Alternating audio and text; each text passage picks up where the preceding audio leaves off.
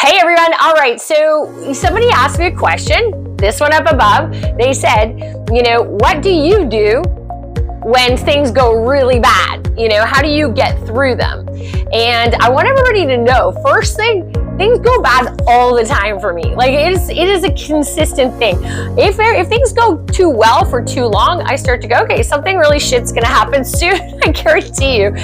Usually not 2 weeks goes by without something like terrible happening. And I'm just so damn used to it now that I'm like, whatever, it is what it is. So here's the thing. I've learned it's taken me a long time.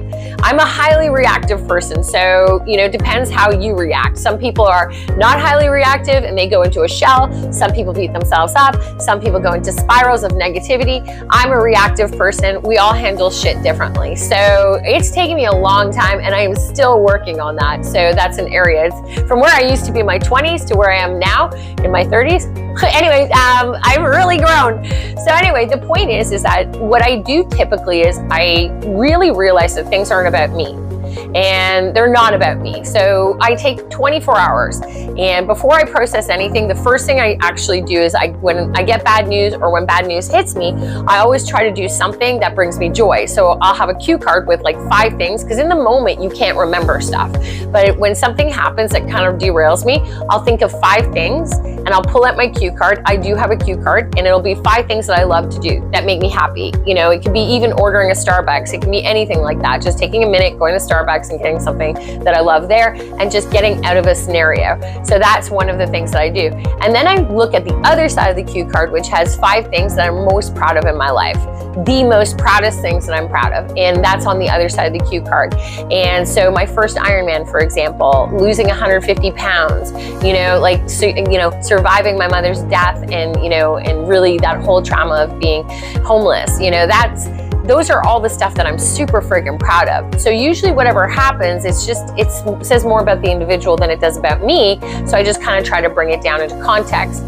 Then on the flip side as well is after giving it 24 hours, so I go do that, I mentally remind myself, I get out of the scenario. After 24 hours, it's amazing. I'm more able to handle my role in a situation. And then I look for the personal growth in it. And whether it's big or small, it can be anything.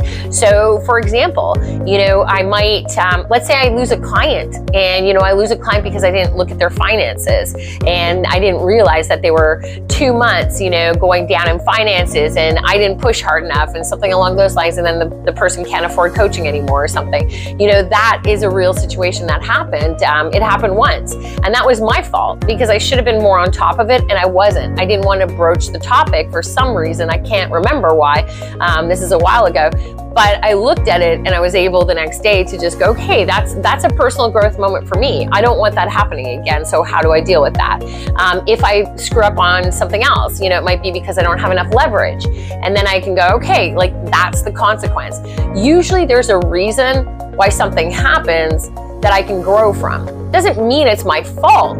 Okay, like I said, that, how somebody reacts or how things go down, that's really nothing to do with me. But I always take a good look and I see what was my role in the scenario.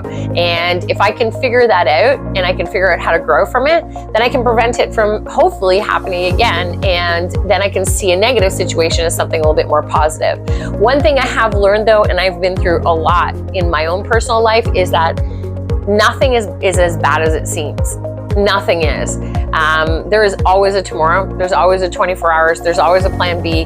There's always something else. So nothing, and I've been through a lot. So nothing is not fixable.